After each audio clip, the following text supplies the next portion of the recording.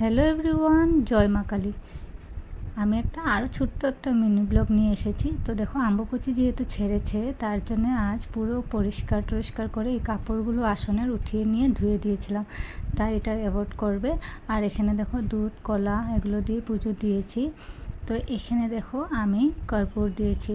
তো সেটাই তোমাদের রেমেডিটা বলছি, যে এই কর্পূরের রেমেডিটা কিন্তু দারুণ। যার ঘরে নেগেটিভিটি ঝগড়া কলস বেঁধেই থাকে তারা এই কর্পূরটা ধুনুচিতে দিয়ে পুরো বাড়িতে তোমরা দেখিয়ে দেবে, হয়তো সকালবেলা আর না হলে সন্ধ্যাবেলা।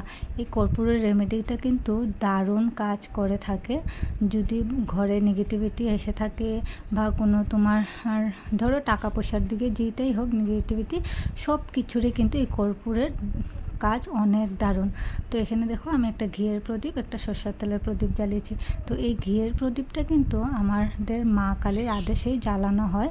তো সেটা নিয়ে পরে একটা ভিডিওতে বলবো আমি। তো দেখো, পুজো দেওয়া আমার কমপ্লিট। তারপরে প্রত্যেকটা ঘরে আমি দেখিয়ে দেব।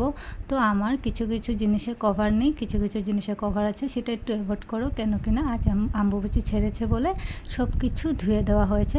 তো আমি ধোয়া জিনিস কিছুটা লাগিয়েছি, কভার করেছি, আর কিছু জায়গায় এখনও সময় পাইনি, ভেবেছি পুজো দিয়ে তারপরে কভার করব। তো প্রত্যেকটা রুমে আমি দেখিয়ে দিয়েছি।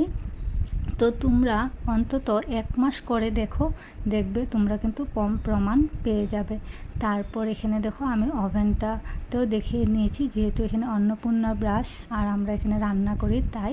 আর পুরো বাড়িতে দিয়ে আমি এখানে, তো সেটা কিন্তু আমি অনেক দিন আগের থেকে ইউজ করছি, অনেকটা ভালো এই জিনিসটা। তারপরে বাড়িতে থাকে না, অসুখ বিসুখ লেগেই থাকে, এই জিনিসগুলো কিন্তু দূর হয়। যেহেতু আমাদের ঘরেই আমার বলো বাচ্চার বলো কিছু না কিছু অসুখ বিসুখ লেগেই থাকতো, আমাদের ঝগড়াঝাটি হতো না কিন্তু অসুখ বিসুখ লেগেই থাকতো।